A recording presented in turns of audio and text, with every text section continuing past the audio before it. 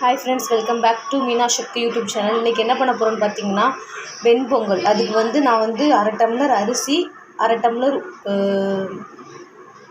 Hi friends, welcome back to Meena Sakthi YouTube channel. நான் இன்றைக்கி பண்ண போகிற டிஷ் பார்த்திங்கன்னா வெண்பொங்கல். அதுக்கு நான் 1/2 டம்ளர் அரிசி, 1/4 டம்ளர் பாசிப்பருப்பு எடுத்திருக்கேன். இது நான் 2 பேருக்கான அளவு எடுத்திருக்கேன். இதே நீங்கள் 4 பேருக்கு செய்யணுன்னா 2 டம்ளர் அரிசி, 1 டம்ளர் பாசிப்பருப்பு எடுத்துக்கணும். அது 4 பேர் கரெக்டாக இருக்கும்.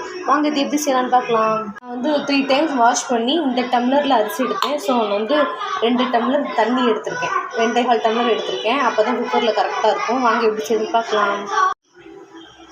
ஃப்ரெண்ட்ஸ், பேன் காஞ்சிடுச்சு. இதில் நான் ஃபஸ்ட்டு மிளகு போடுறேன்.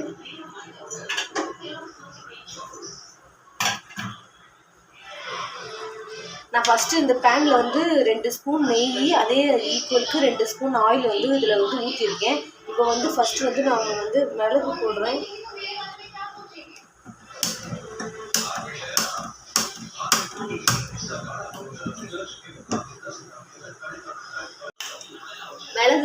மிளகு போட்டாச்சு. அப்புறம் நெக்ஸ்ட் ஜீரகம், அப்புறம் குட்டி குட்டியாக கட் பண்ணி வச்சுருக்கேன் இஞ்சி.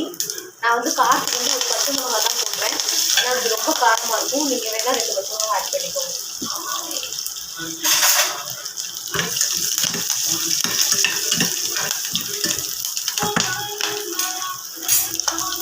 இப்போ இதில் நான் ஒரு டம்ளர் அரிசிக்கு ஈக்குவலாக பருப்பு போட்டிருக்கேன். இப்போ அதில் கரெக்டாக தண்ணி கலந்து வச்சுருக்கேன். இதை இதில்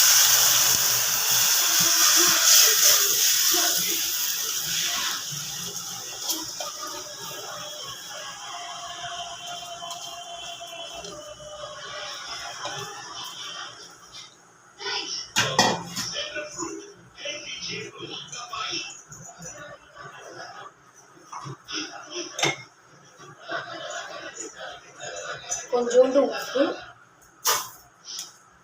லாஸ்ட்டாக பெருங்காயத்தூள்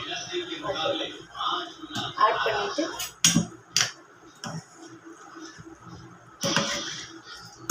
மூடி வச்சா சுவையான வெண்பொங்கல் ரெடி.